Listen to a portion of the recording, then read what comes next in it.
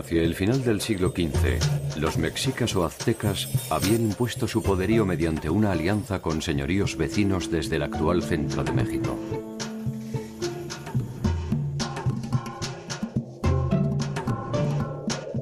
En Sudamérica, los incas ya poseían el control territorial de una vasta extensión, que incluía desde Colombia hacia el norte, hasta Chile y Argentina en el sur. Si la dinámica de sus respectivas historias hubiera avanzado sin interrupciones, es más que probable que en algún momento ambas culturas podrían haberse encontrado. De ser así, el escenario de este encuentro hipotético se habría producido en el área centroamericana.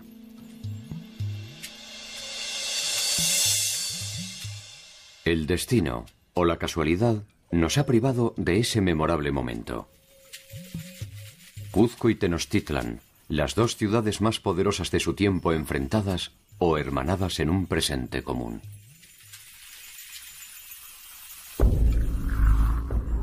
¿Se habrían maravillado el uno del otro? ¿O simplemente habrían intentado destruirse sin contemplaciones?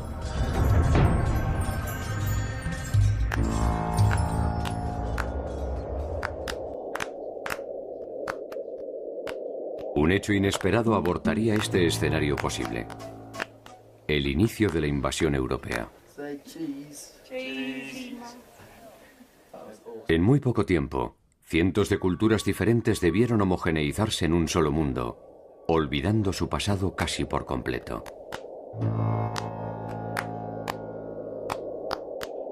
¿Cómo fueron los años finales de los grandes imperios latinoamericanos?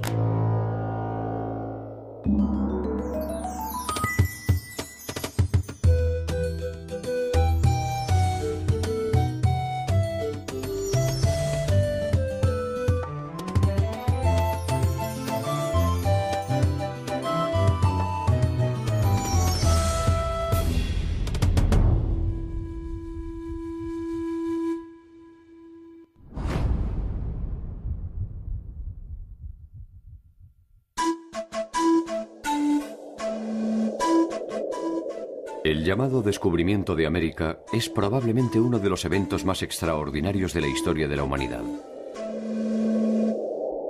Un evento que en poco tiempo se transformó en ordinario e impuso la lógica de todo conquistador. El menosprecio por el vencido y la imposición de las costumbres del vencedor.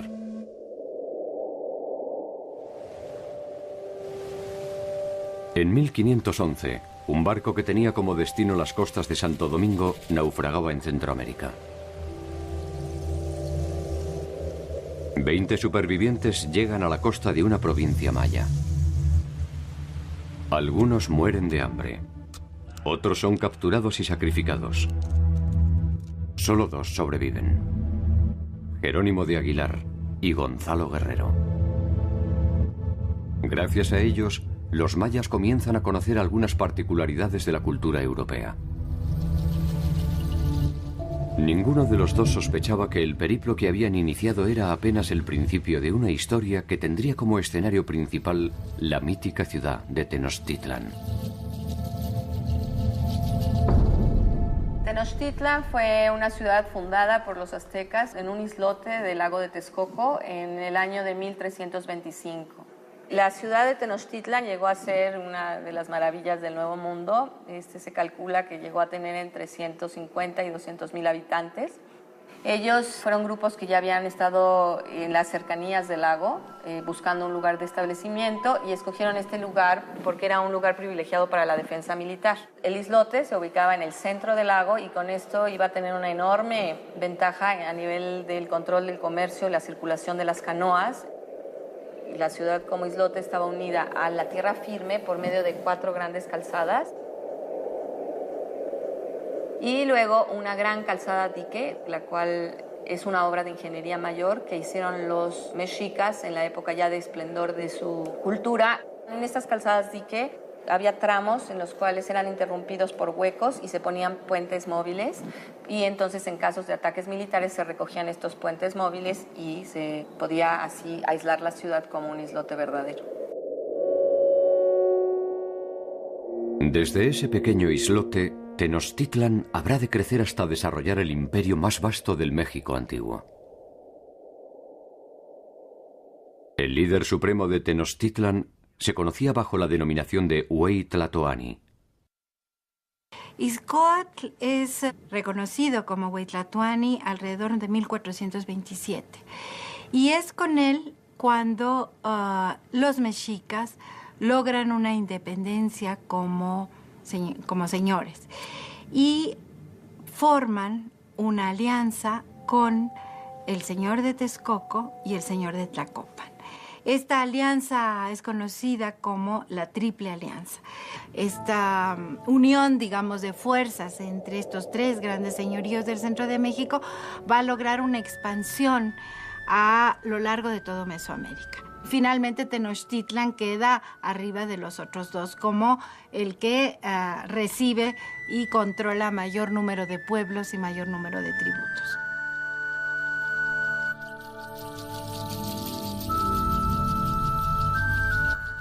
En el momento de la llegada de los españoles, los aztecas son gobernados por Moctezuma Xoyocotzin, más conocido como Moctezuma II. Nacido en 1466 en Tenochtitlan, había conseguido la sucesión en honor a ciertas campañas militares, a su fama de hombre sabio y sensible, pero fundamentalmente gracias a su espíritu religioso.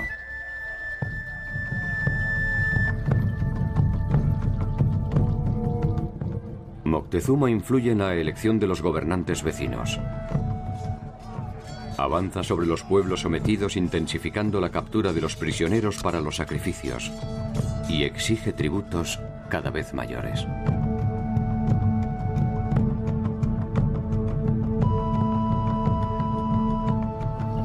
La señal de no pagar tributo significaba rebelión. Y si la negativa era no vamos a pagar tributo, inmediatamente ese pueblo era arrasado. Muchas veces las fuentes nos dicen que se destruía totalmente esta población y se llegaba al extremo de rociar con sal los campos de cultivo, de tal manera que no se iba a volver a cultivar en esa región. Estas incursiones, que se conocen con el nombre de las Guerras Floridas, se produjeron indistinta e indiscriminadamente contra los señoríos de Chalco, Cholula, Huejotzingo y Tlaxcala. El reino mexica se hace cada vez más poderoso y el nombre de Moctezuma se pronuncia cada vez más lejos. Desde que conquistaron Cuba en 1514, los españoles empezaron a tener noticias, todavía muy vagas pero muy atractivas, de la existencia de unas tierras mucho más ricas y mucho más pobladas hacia el occidente. Las noticias no tardan en producir una serie de expediciones de exploración que encuentran el territorio maya en la península de Yucatán. El gobernador de la isla, Diego Velázquez, que era el que patrocinaba estas empresas, le encargó la tercera expedición a un pariente político suyo, que era Hernán Cortés. Cortés tuvo más fortuna que las expediciones anteriores porque en uno de las escalas que hizo en su camino a Veracruz, en la zona de Campeche, se enfrentó primero con los señores de la zona, tuvo una batalla bastante fuerte, y por cierto esta fue la primera batalla que realizaron los españoles en el continente americano en que cuentan que se les apareció la figura de Santiago Matamoros, que era un santo guerrero, que era el protector de los guerreros católicos cuando combatían a los infieles. Esta primera batalla formal entre españoles y mesoamericanos se define con una victoria de las fuerzas de Cortés, quien ofrece a los vencidos una alianza estratégica. Pese a las diferencias idiomáticas, no tiene dificultades en hacerse entender.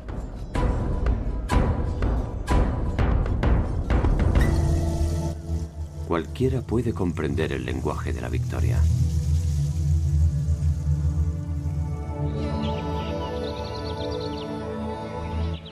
Por otro lado, en el grupo de Cortés se ha producido otra aparición milagrosa. Unos días antes, han encontrado en la península de Yucatán a un español que habla a la perfección la lengua de los champotones. Jerónimo de Aguilar. Jerónimo de Aguilar había sobrevivido con dificultad sirviendo a las órdenes del jefe Taxmar. Su compañero de infortunio, Gonzalo Guerrero, a las del jefe Nachancam. Al encontrar a los españoles, Jerónimo de Aguilar sintió que sus plegarias habían sido escuchadas. Gonzalo Guerrero, en cambio, hacía tiempo que había dejado de rezar. Gonzalo Guerrero se le ofreció en matrimonio la hija del señor que lo recibió y se incorporó con bastante éxito a la sociedad yucateca. E inclusive cuentan los cronistas españoles que se decoró el cuerpo a la manera de los mayas, haciéndose tatuajes y perforaciones como los hacían los nobles mayas. En cambio, Jerónimo de Aguilar no tuvo la misma fortuna y no quiso absorberse de la misma manera. Cuando Hernán Cortés llegó a Cozumel, unos mayas le comentaron que había 2 españoles en la tierra. Y Cortés, muy interesado, mandó llamarlos a los 2. Gonzalo Guerrero se negó a ir, porque, según los españoles, porque le daba vergüenza que vieran que se había hecho tatuajes y se había decorado el cuerpo a la manera maya. Pero yo creo que básicamente porque pues, ya estaba bastante bien establecido y seguramente le había ido mejor entre los mayas que como le iba entre los españoles. Y Jerónimo de Aguilar, en cambio, pues que había estado guardando esta esperanza de ser rescatado, acudió inmediatamente al llamado de Cortés. Al conocer las lenguas mayas, Jerónimo de Aguilar se transformará en la primera mitad del puente de oro que conduce a Tenochtitlan. La segunda mitad tendrá nombre de mujer.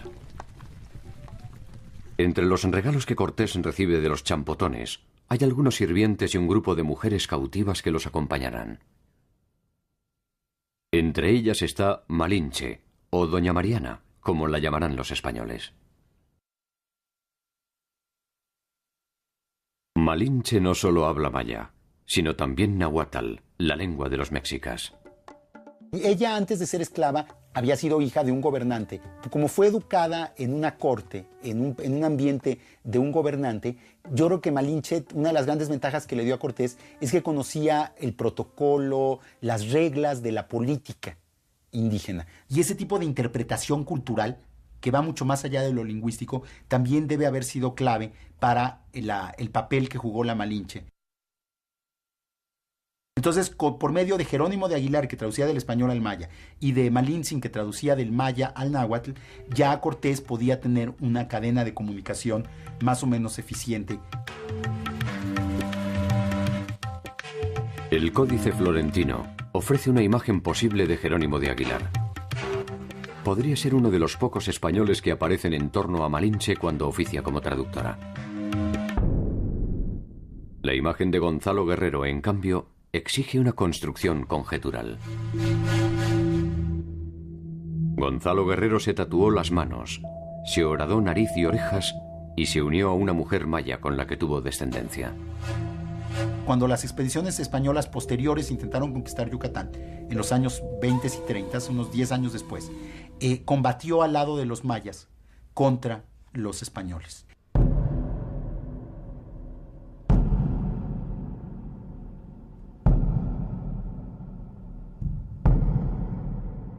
Dicen que murió en combate hacia 1536, defendiendo el territorio que los invasores llamaron Indias Occidentales.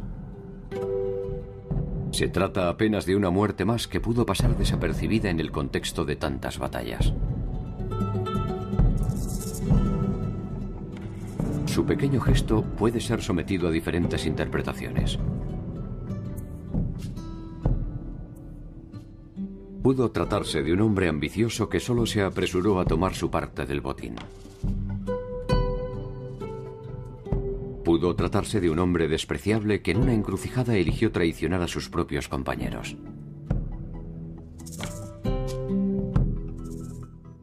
Pudo tratarse de un hombre confundido que, simplemente, eligió el bando equivocado. O tal vez pudo tratarse de un hombre que vio que el nuevo mundo estaba habitado por otros nombres, otros aromas, otros dioses y otras sensaciones. Si fue así, si Gonzalo Guerrero fue este último hombre, tal vez sin querer ofreció una de las pocas versiones de esperanza que nos regala la historia.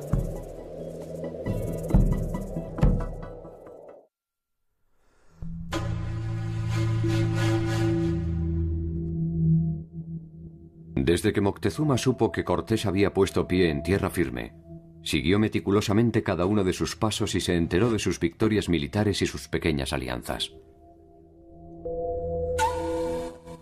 No tardó en enviar a sus embajadores con presentes y advertencias, que Cortés contestó también con presentes y advertencias. Ambos sabían que la vastedad del territorio que ocupaban era insignificante para el tamaño de sus ambiciones.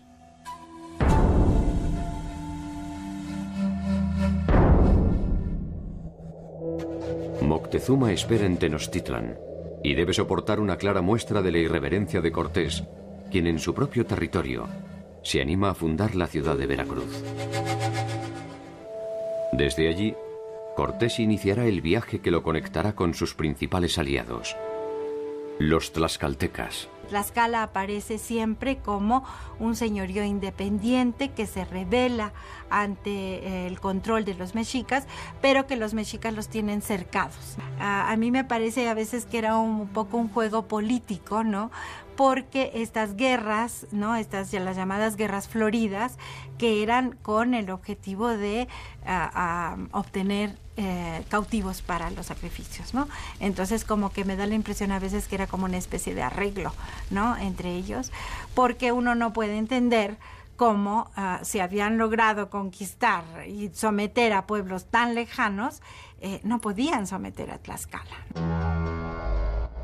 En Tlaxcala se debaten los pasos a seguir ante la llegada de Cortés. La primera decisión es enfrentarlos militarmente. Lo hacen en 4 oportunidades.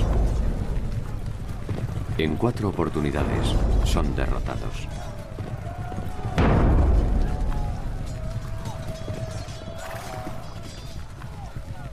Finalmente deciden aliarse con las fuerzas españolas. El camino a Tenochtitlan está prácticamente despejado. Moctezuma aún confía en que sus dioses podrán derrotar a los extranjeros. La sede para la próxima batalla no puede ser otra que una morada sagrada. Cholula, la ciudad consagrada a uno de los principales dioses mesoamericanos, Quetzalcóatl. Según cuentan los españoles, cuando llegaron a Cholula, les fueron avisados que iban a ser atacados a traición al día siguiente. Y entonces ellos decidieron atacar primero. Y entonces rodearon la plaza principal de Cholula junto a la pirámide de Quetzalcóatl y masacraron a todos los que estaban en la plaza en ese momento.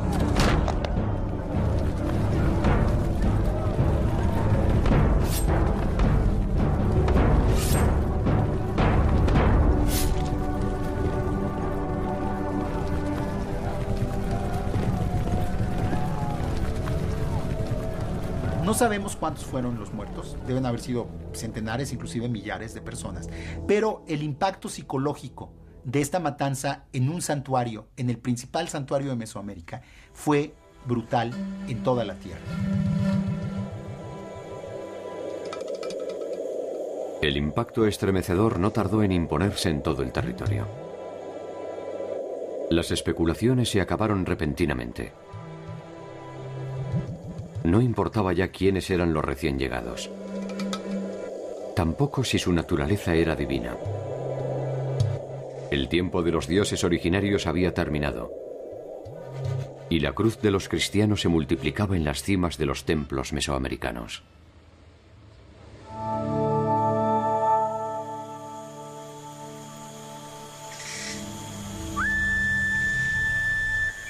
Para la civilización europea, los pueblos encontrados naturalmente estaban perdidos. Esta perdición no solo era geográfica, era fundamentalmente temporal. Estaban perdidos en el espacio, pero también en el tiempo.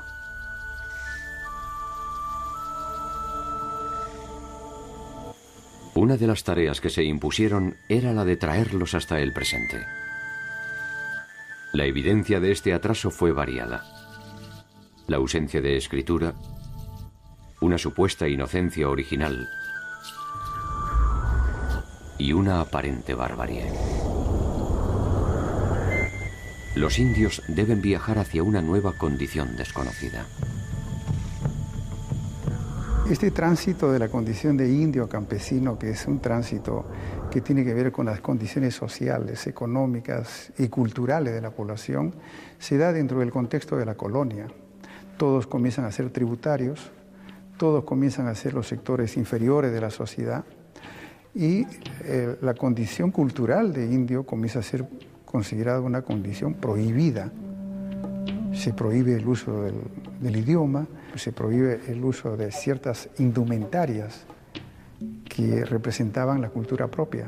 Si hay un proceso de desculturalización, se pierde la cultura porque se evangeliza a los indígenas. Por otro lado, se gana esa cultura nueva, esa cultura campesina. El tránsito de indio a campesino es un tránsito largo, doloroso, dramático. En ese sentido, la conquista de Mesoamérica, en el caso específico de México, fue una extensión de la Guerra de Reconquista española, porque se vio como la posibilidad de la corona española de traer más miembros a la cristiandad. Era la oportunidad histórica de los reyes de España de hacer una gran aportación a nivel mundial, de conseguir nuevos fieles para la iglesia que tanto defendían. En esos escasos años se intentó reformular completamente una variedad de culturas diversas para convertirlas en una sola. Se viajó desde el trueque o la reciprocidad a la economía mercantil. De la escritura pictórica y jeroglífica a la silábica. De un sistema numérico avanzado a uno arcaico. Del politeísmo al monoteísmo.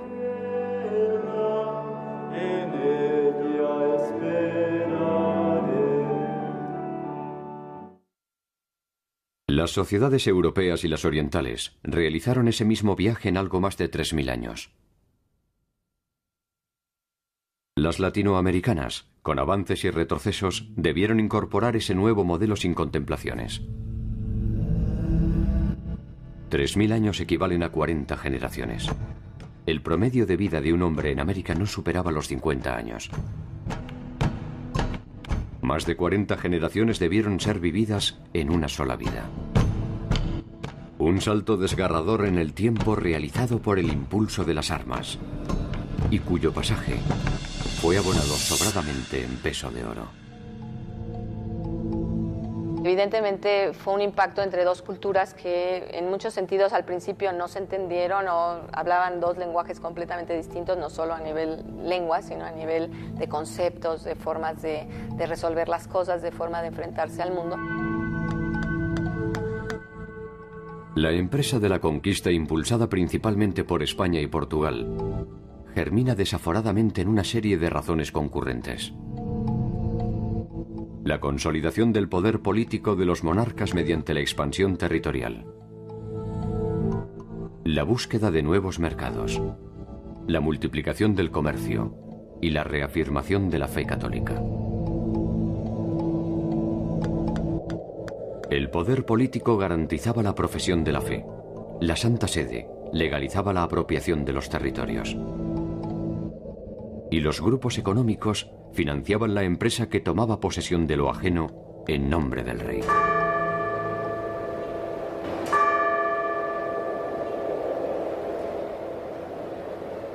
El instrumento que permitió la conjunción de estos intereses políticos, económicos y religiosos se concretó en una institución tan compleja como atractiva: la capitulación. Bueno, las capitulaciones son la forma legal que encontró la corona española para organizar las empresas de conquista.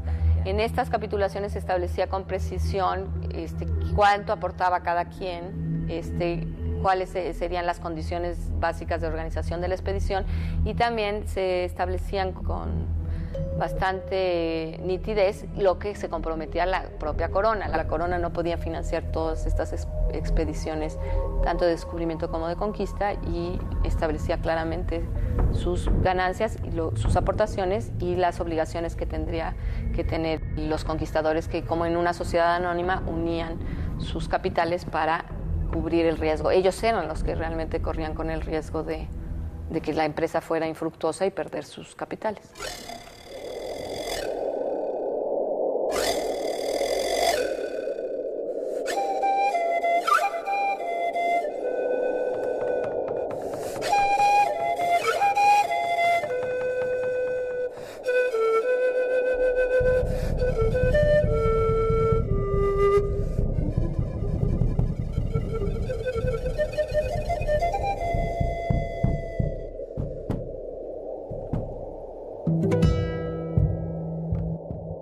El Imperio Inca fue la organización estatal más extensa de América.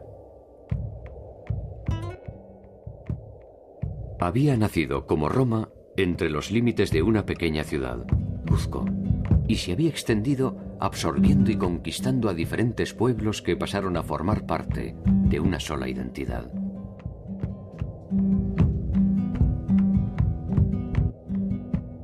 Es sin duda una de las civilizaciones andinas más memorables.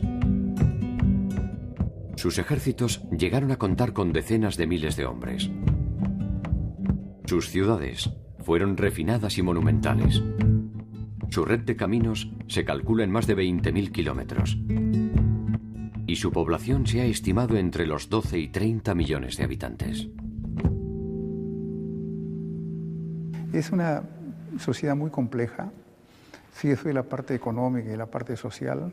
En la parte cultural había una religión propia, una cultura propia, lenguas muy ricas, también originales y propias de la población.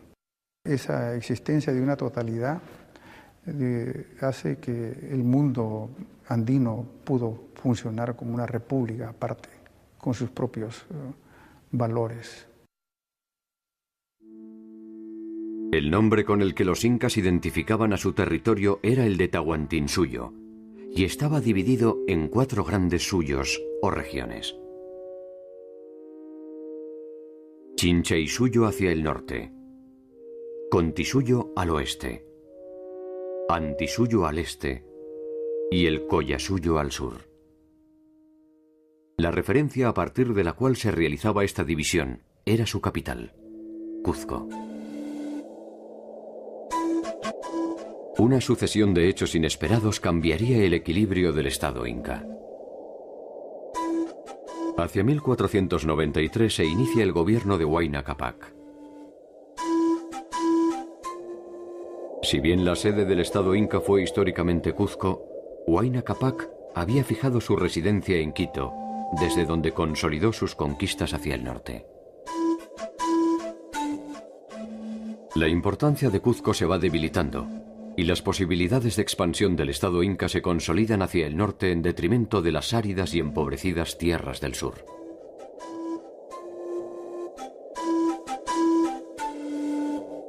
La muerte de Huayna Cápac dará inicio a las intrigas palaciegas que terminarán enfrentando a Cuzco y Quito.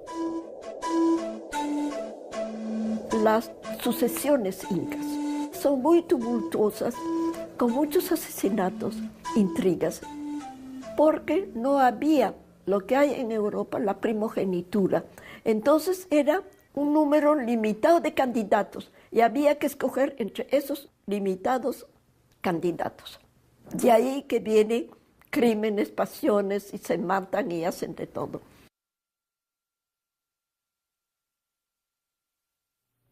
Huayna Cápac muere sin dejar resuelta su sucesión. 2 de sus hijos se disputan el control del imperio. Uno de ellos, Atahualpa, controla la parte norte con sede en Quito. El otro, Huáscar, la parte sur con sede en Cuzco. Las ambiciones de los hermanos no tardaron en desencadenar un enfrentamiento. Por primera vez, 2 ejércitos incas se enfrentaban en el campo de batalla.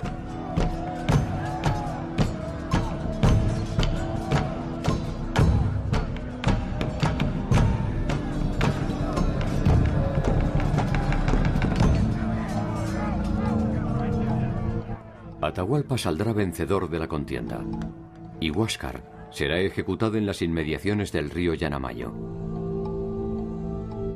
Se dice que allí fueron arrojados sus restos sin pompas ni honores.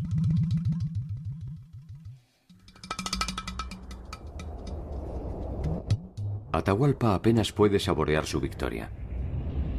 Debe partir hacia el pueblo de Cajamarca, atento a la llegada de unos pocos y extravagantes intrusos que habían arribado por el norte del imperio.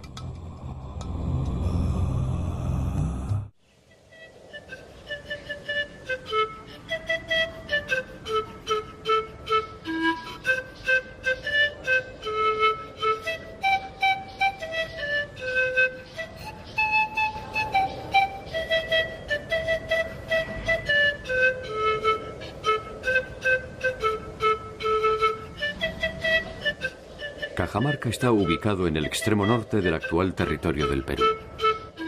La ciudad puede observarse desde un antiguo santuario conocido como la Silla del Inca. A escasos kilómetros de allí existe un afloramiento de aguas termales. Este lugar era uno de los utilizados para el descanso por los sapas incas, los líderes del imperio. Atahualpa elige Cajamarca para encontrarse con los españoles. Se dice que su intención era escarmentarlos por el saqueo que habían realizado en la localidad de Tumbes y del que ya habían tenido conocimiento.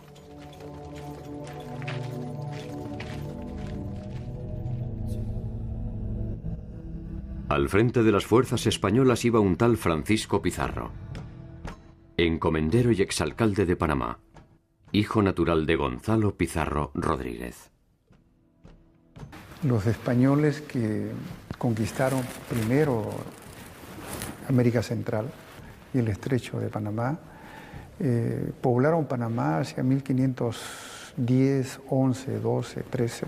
Panamá era un centro de entrenamiento y de fabricación de conquistadores, su base de operaciones para descubrir el Mar del Sur, que es el Océano Pacífico, que lo descubrió Balboa, y luego comenzar a navegar hacia el sur en búsqueda de eso que comenzaban a escuchar como una suerte de gran imperio, gran país, con muchas riquezas, ¿no?, que era el imperio de los incas.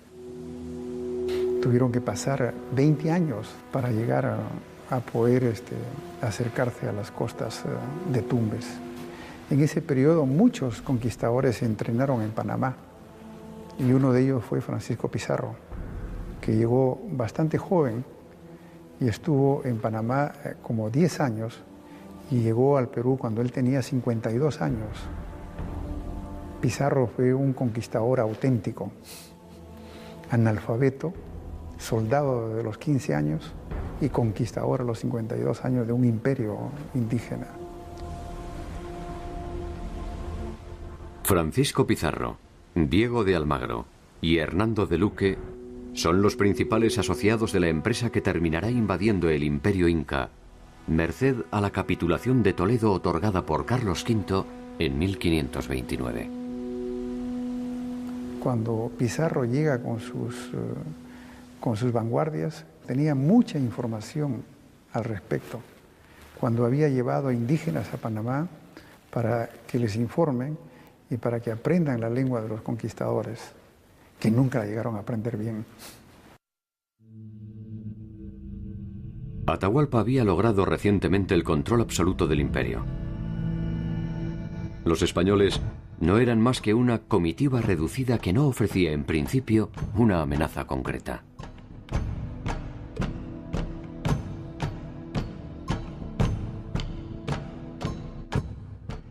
Atahualpa espera por el encuentro en los baños termales mientras Pizarro se hospeda en la ciudad de Cajamarca. Las crónicas indican que los soldados de Atahualpa habían acampado en lo que son los baños fuera de Cajamarca y los soldados de Pizarro acamparon en los alrededores de la plaza principal de la ciudad. Y fue una noche tensa. Uno de los cronistas Dice que las fogatas de los soldados de Atahualpa eran tan numerosas como las estrellas que poblaban el cielo de Cajamarca en esa noche. Pero que fue una noche que casi transcurrió en la vigilia aparente, tanto que los indígenas que no tenían un sistema de rotación de guardias pensaban que los españoles no dormían por la presencia de guardias alrededor de la plaza. Yo creo que es muy importante investigar lo que pasó en Cajamarca para poder deslindar un poco la verdad. Los hechos de Cajamarca resultan de gran interés porque en ellos se expone el dramático choque entre dos culturas, que en el breve evento ponen en juego no solo sus intenciones, sino su forma de entender el mundo.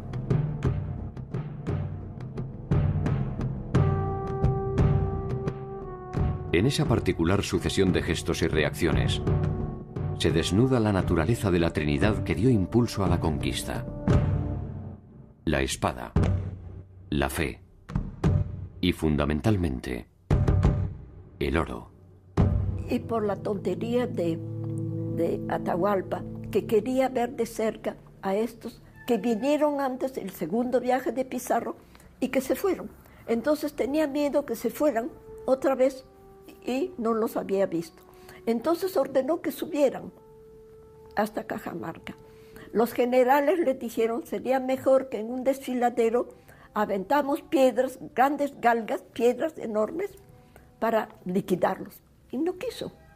Y también Francisco Pizarro obligaba o pidió a Atahualpa que viene sin armas, pero al mismo tiempo él se escondió sus propios armas en estos edificios que hay alrededor de Plaza de Cajamarca. A Atahualpa lo acompañan sus principales aliados, sus guerreros y su fastuosa corte. El grueso de su ejército espera en las inmediaciones del lugar. Tal vez supone que su sola y poderosa presencia alcanzará para intimidar a los hombres barbados. Tiene sus razones. Después de todo, es el Hijo del Sol. Les dio guía, alimentos, ropa, todo lo que necesitaban les dio. O sea, fácilmente llegaron a Cajamarca. Y además, en vez de recibirlos en su real, rodeado de su ejército, se metió a lo que los españoles le confabularon la entrada a la plaza de Cajamarca, que ahí les dijeron, vengan sin armas porque nosotros los vamos a ayudar, somos amigos suyos. Y el Inca ingenuo, porque de los grandes incas no hubiera pasado eso, pero Atahualpa, que creo que era no muy vivo, se metió en la boca del lobo. La reconstrucción de los hechos acaecidos el 16 de noviembre de 1532 exige completar el cuadro de situación. Pizarro espera con sus principales hombres armados, sus imponentes caballos y armaduras, sus socios en la empresa, un sacerdote de nombre Valverde y un intérprete que sobrevivió al tiempo bajo el nombre de Felipillo. La distancia hasta la tragedia siempre es breve. En este caso, es apenas un detalle menor. Un libro que todos los cronistas identifican como una Biblia.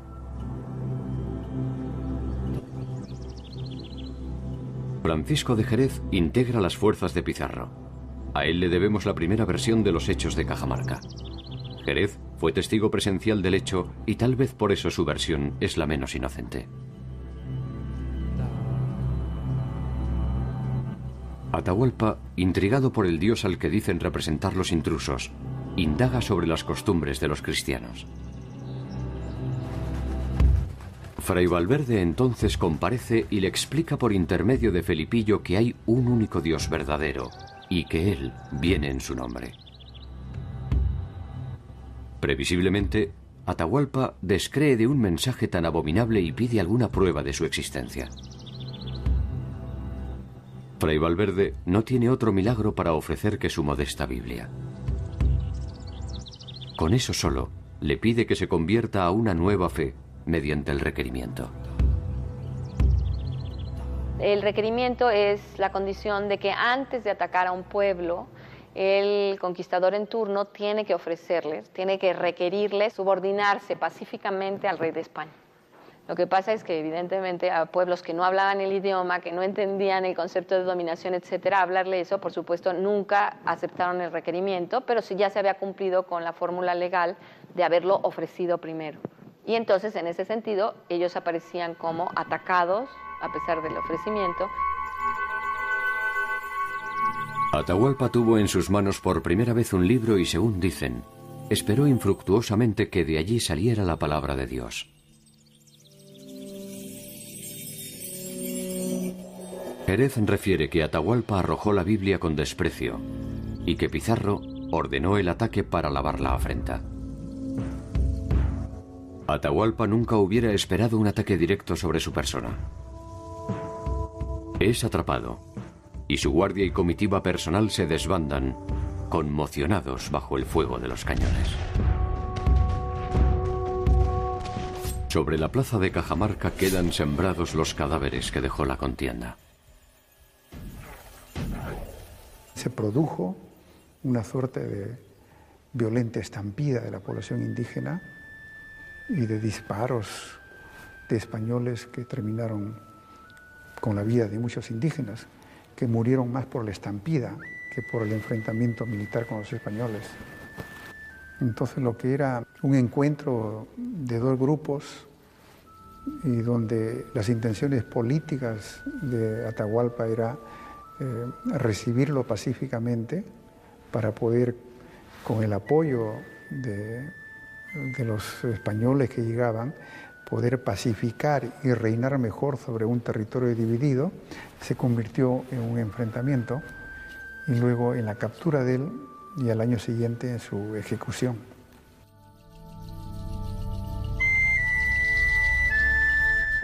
El llamado Cuarto del Rescate es una sencilla y modesta edificación.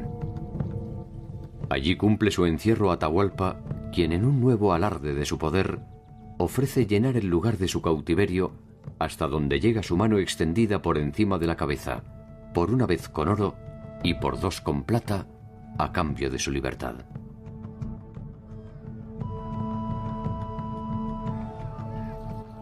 Pizarro es fiel a su naturaleza y naturalmente acepta. El oro y la plata viajan hasta Cajamarca. Sin embargo, lejos de ser liberado, Atahualpa es sometido a un juicio por los españoles y ejecutado, acusado de haber asesinado a su hermano Huáscar, a quien ni Pizarro ni los suyos habían conocido. Según esta primera versión, los hechos de Cajamarca son una reacción de Pizarro ante la afrenta andina.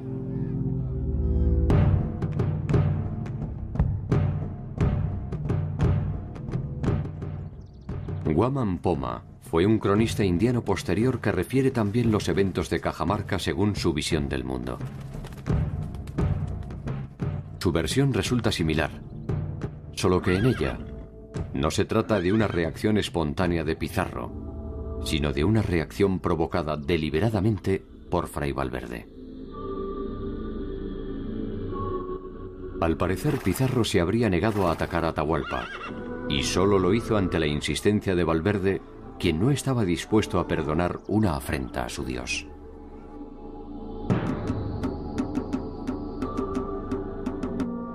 El libro en cuestión, la Biblia, incluye un episodio en el que Pedro el apóstol niega 3 veces a su Dios y es perdonado. Atahualpa no negó siquiera una vez al suyo y fue condenado. ¿Será que su Dios no era tan indulgente?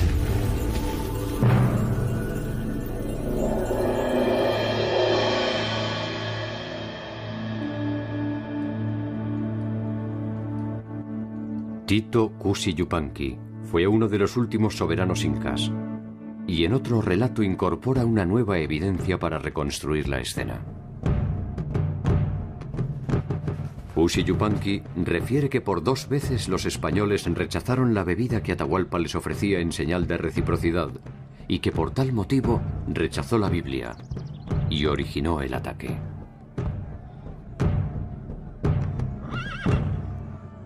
La versión inca se fundamenta también en una afrenta, solo que en este caso el primer ofendido es Atahualpa. Para Cusi Yupanqui es un malentendido lo que da pie al luctuoso desenlace.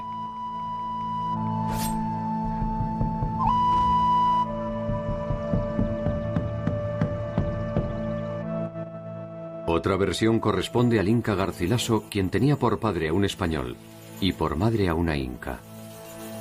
Trágica e insalvable distancia que podría haber inspirado su versión. Garcilaso había abrazado la religión católica y recopilado con gran detalle la cosmogonía e historia de sus antepasados. Según él, el requerimiento se complicó por la impericia de Felipillo, quien no logró traducir correctamente las palabras del fraile. La Biblia cayó accidentalmente mientras Fray Valverde intentaba infructuosamente detener a Pizarro para que no hiciese daño a los indios.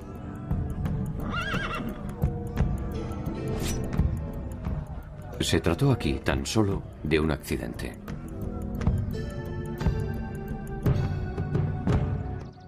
De alguna forma todas las versiones parten de una premisa común: la dificultad para tolerar el mundo de los otros.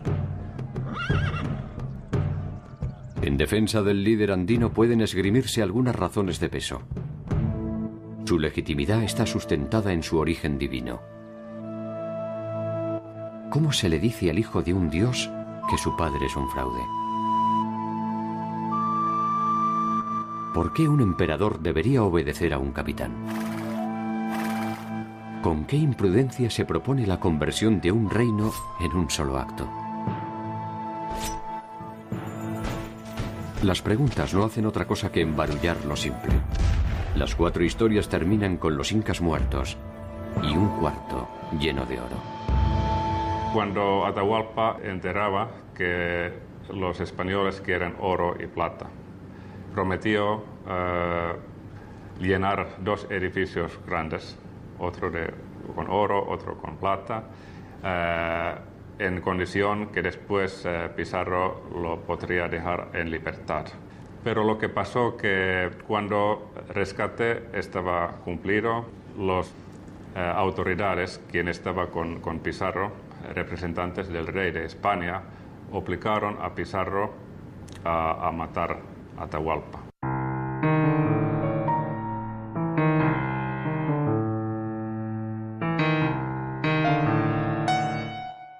La dinámica de toda conquista es imponer las ideas del vencedor.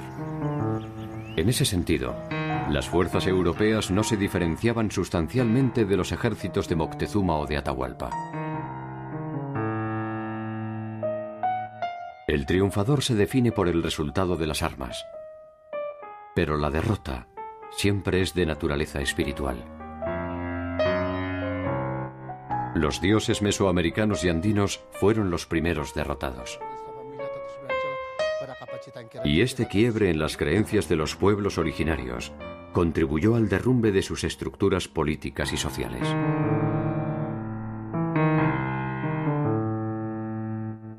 Lo que sucedió es irreversible. Las imágenes perdidas no pueden ser recuperadas. Los hechos solo se pueden recrear.